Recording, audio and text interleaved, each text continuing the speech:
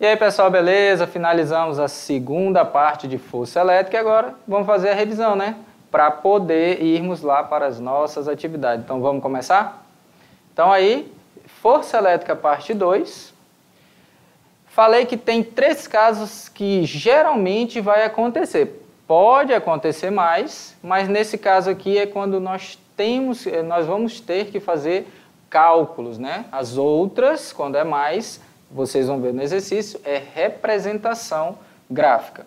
Então aqui, ó, 3 pontos de carga. Então tem uma carga Q1, uma carga Q2 e uma carga de prova que a gente fala que é uma carga Q.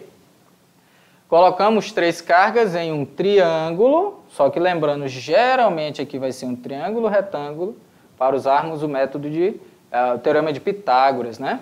Com o contorno escuro e a nossa carga de prova. Então, o que acontece aqui? Eu vou ter uma força de Q1 atuando em Q, dependendo da sua carga. Vamos chamar de positivo. E Q2 negativo. Se Q1 é positivo, vai fazer uma força, geralmente a carga de prova é uma carga positiva. Então, vai repelir a carga Q. Então, aqui eu vou ter uma força que a carga 1 faz em Q. Neste outro ponto, eu vou ter uma força que a carga 2 faz em Q, só que, porém, ela é uma força de atração. Aí nós podemos fazer a questão de soma de vetores usando o teorema de Pitágoras, né? Então, até aí tudo bem. Aqui mostrando já a representação da força resultante. Aí eu posso usar, né, a regra do paralelogramo para representar graficamente. O vetor força resultante entre 2 cargas elétricas obedece à lei da ação e reação, que é a terceira lei de Newton. Possuem mesma direção, mesma intensidade e são de mesma natureza elétrica, né? Força elétrica. E também quando eu tenho o quê? 3 cargas alinhadas. Aí fica um pouco mais fácil, porque se você analisar que Q1 é positivo, então vai fazer uma força de repulsão na carga Q. Se eu pegar a carga 2 é positiva, vai fazer também uma força de repulsão. Aqui eu não estou colocando exatamente no mesmo tamanho, que eu não sei a distância exata, então só é uma representação. Então a força 2 em Q. Fica mais fácil, porque eu tenho na mesma direção e sentidos opostos. Aí eu só faço o quê? Uma subtração. Fica até fácil de ser feito. A lei de Coulomb é utilizada para situações com pontos de carga ou geométricas e simétricas, né? Geométricas e simétricas e simples, não é um corpo carregado, é mais simplificado. Visto que a lei de Coulomb é baseada no emparelhamento de forças entre cargas, quando confrontada com múltiplos, né? Ou mais que 2 pontos de carga. Quando for mais de 3, geralmente nós vamos apenas representar. Então, resolva, né, as forças entre cada par de carga e depois termine com um cálculo de vetor para combinar as forças emparelhadas numa única força. O que isso está dizendo? Pessoal, olha só, lembrando lá de vetores, quando faz um ângulo de 90 graus, teorema de Pitágoras, mesma direção e sentidos opostos, eu vou subtrair as forças, mesma direção e mesmo sentido, eu vou somar as forças, certo? Então, observando isso, está mostrando ali, olha, vê o valor das cargas, se é atração, se é repulsão, representa graficamente e finaliza com cálculo, calculando a força resultante, a força elétrica resultante, beleza? Então vão lá, façam as atividades e já eu volto fazendo as correções, beleza?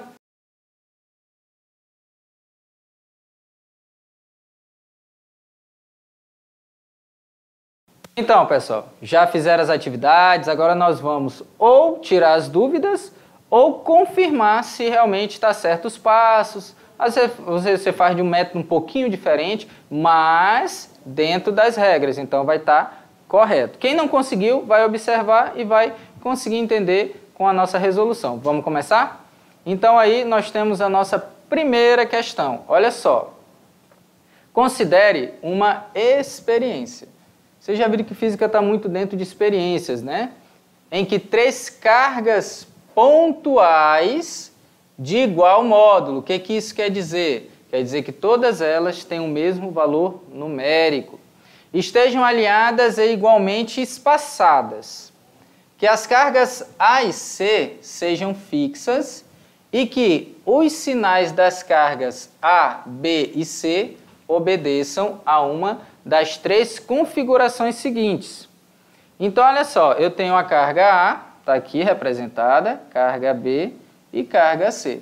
Lembrando que A e C estão fixas, significa que B ela pode se mover, certo? Então, o que nós temos? 3 configurações. Olhando essas 3 configurações, considere ainda que se deseja que a carga B, olha a carga B aqui, esteja solta e em equilíbrio. O que isso significa? Que ela não se mova, ela vai ficar parada entre a carga A e a carga C. Portanto, certo? Para tanto, né? Quais das configurações apresentadas nós podemos usar? Então você vai ter que analisar. Primeiro, lembrando que todas elas têm a mesma carga. Vamos supor aí que aqui seja Q, aqui seja Q e aqui seja Q. Uma carga, né? Uma quantidade de carga. Se A for positivo e C for positivo e B for positivo, o que acontece? A carga A vai repelir a carga B, a carga C vai repelir a carga C vai repelir a carga B. Se elas têm o mesmo valor numérico e estão espaçadas da mesma forma, o que acontece? Ela está fixa. Segundo caso, a carga A vai atrair a carga B e a carga C também vai atrair a carga B. Por quê? Sinais contrários, eles atraem. E na terceira configuração, o que acontece? A terceira configuração, a carga A vai atrair a carga B e a carga C também vai fazer o quê? Ela vai estar repelindo. Então, eu vou ter o quê?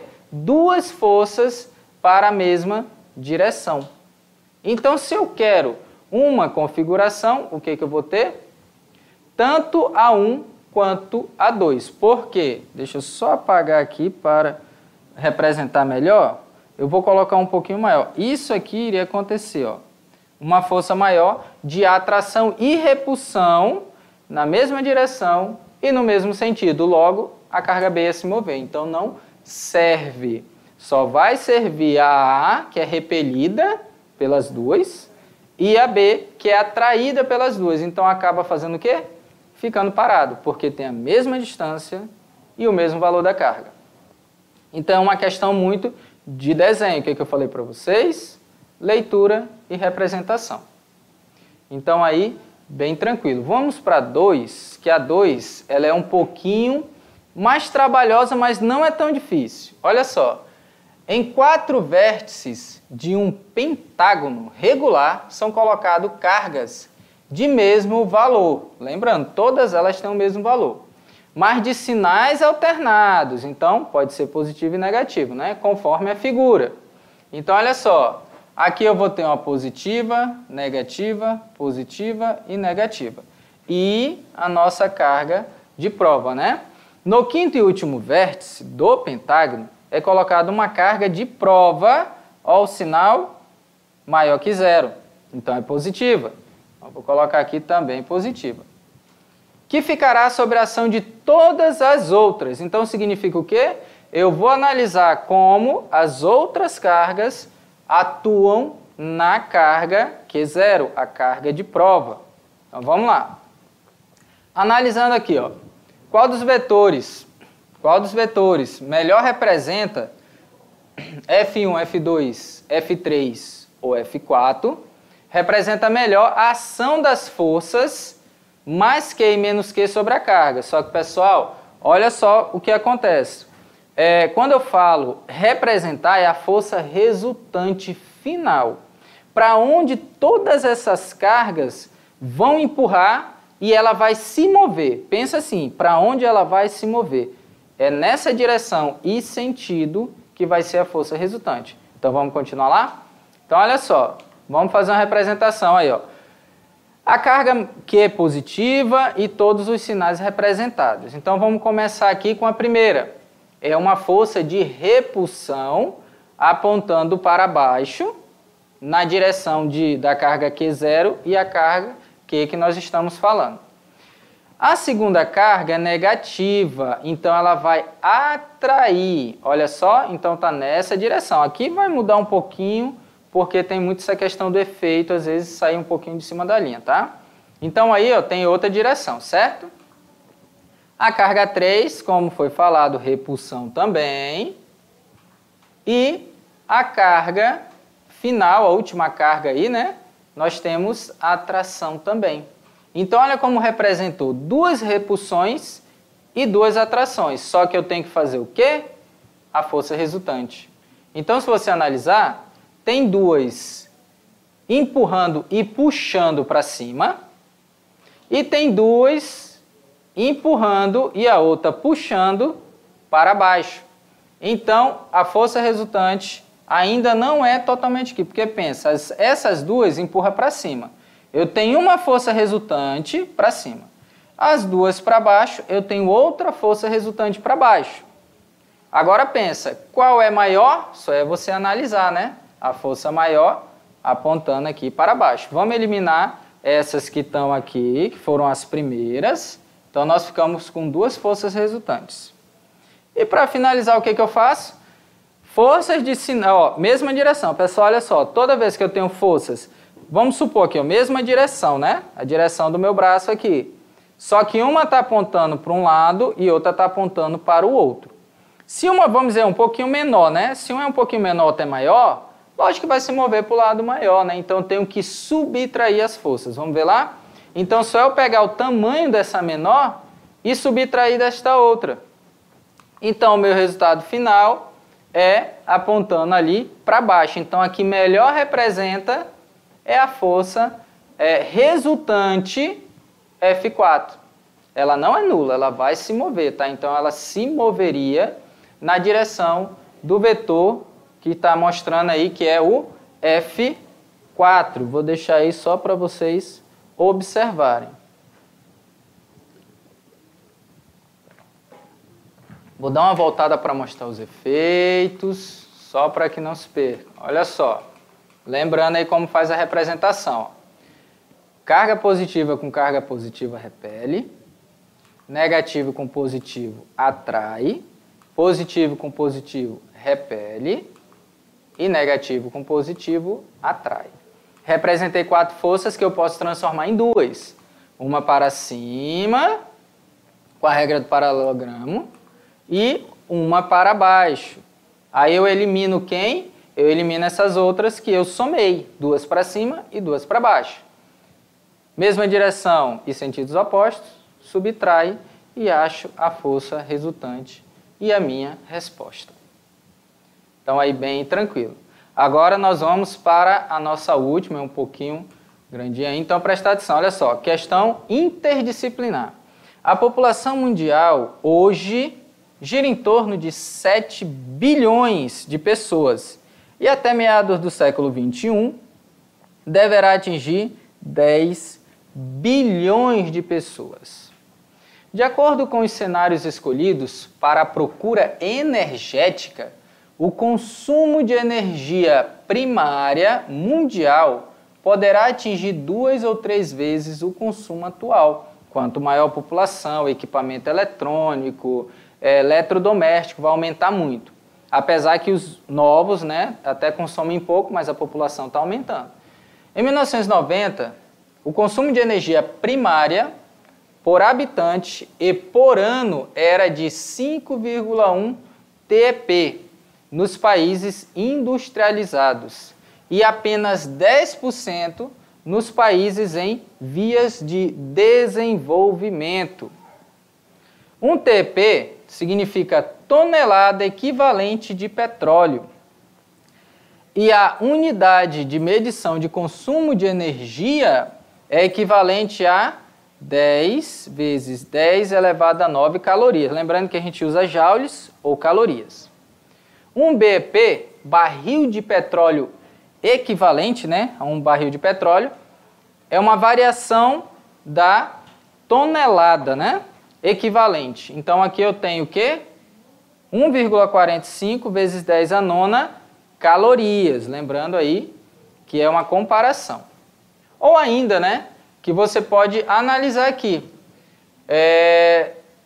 Comunidade Europeia tem aqui, ó, o 5,2 que foi falado, o mundo total 1,5, país em vias de desenvolvimento, né, 0,5. Então, uma fonte de energia capaz de corresponder de forma substancial a esta procura é a energia nuclear, através da fissão e da fusão nuclear. Então, só lembrando aí, gente, fissão nuclear são essas usinas nucleares que existem hoje. A fusão ainda está sendo preparada, é o que acontece no interior do Sol, só que ela é mais perigosa. A fissão nuclear tem a poluição, a fusão, o risco é a explosão, que é muita energia. Vamos continuar lá. Então, olha só, esse fenômeno da repulsão elétrica constitui um dos princípios da eletrostática, cujo módulo da força pode ser determinada pela lei de Coulomb, né? Força é igual a uma constante, o produto das cargas dividido pela distância ao quadrado. O quanto esta força atua está relacionada à carga, ao meio e à distância, ar, água, o vácuo.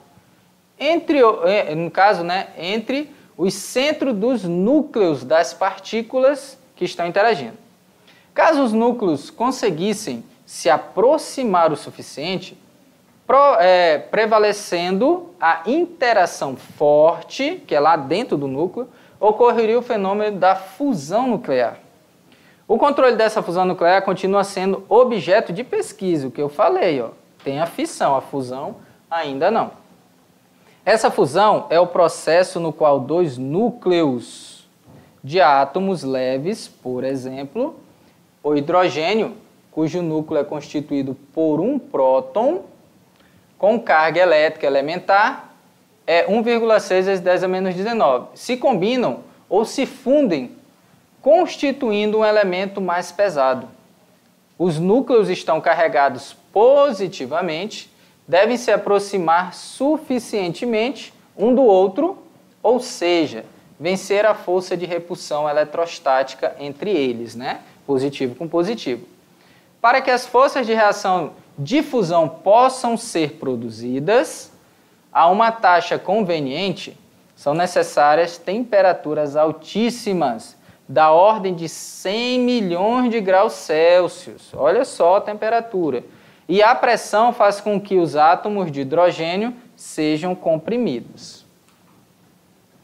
Os centros de seus núcleos devem estar a 1 vezes 10 a menos 15 metros, um do outro para que ocorra a fusão.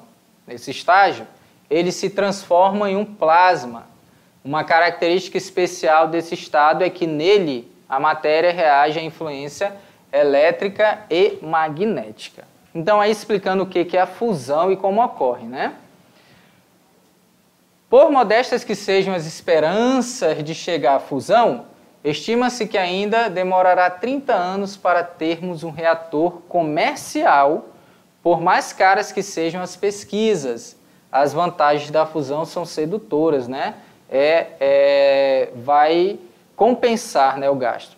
Segundo todos os cálculos, as futuras usinas de fusão nuclear poderão extrair de 1 metro cúbico de água uma quantidade de energia igual a 2.000 barris de petróleo. Olha só a comparação, né? Determine o valor da força elétrica repulsiva entre dois núcleos de hidrogênio, quando colocados no vácuo e separados a distância necessária para que ocorra a fusão. Então, aqui tem os dados, vamos lá. Dos textos, o centro dos núcleos dos átomos foi dado, né? Aqui, ó, a distância, um do outro, para que ocorra a fusão. Ainda do texto, essa fusão é um processo do qual dois núcleos de átomos leves, por exemplo, hidrogênio, né, cujo núcleo é constituído por um próton com carga elétrica elementar, se combinam ou se fundem, constituindo um elemento mais pesado. Os núcleos estão carregados positivamente, devem se aproximar suficientemente um do outro, ou seja, vencer a força de repulsão. Então vamos lá, aqui é uma substituição bem direta, mostrando aqui, ó. Aqui é a constante, 9 vezes 10 a nona. A carga elementar 2 vezes, porque são 2 prótons, com o sinal positivo. E aqui é a distância. Então o que eu faço? Multiplico os valores, 9, 1,6 e 1,6, dá 23,04. 9 menos 19, menos 19, repete a base, somos expoente, menos 29. E embaixo só é a potência de potência, multiplica 15 por 2, no caso negativo, né? Menos 30. 23,04 dividido por 1 é ele próprio. E o menos 30 vai passar para cima somando, porque ele vai ter um negativo, né? Lembra? Repete a base e subtrai os expoentes.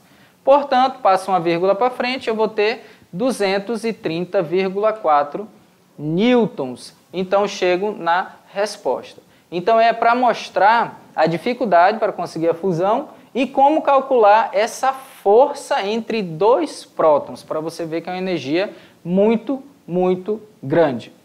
Então, beleza, pessoal? Qualquer coisa, dá uma olhadinha, dá uma revisada, acompanha. Os cálculos foram até mais simples, mas é uma questão para termos mais conhecimento sobre o mundo da física, principalmente a atual, beleza? Então, nós nos encontramos aí na próxima aula.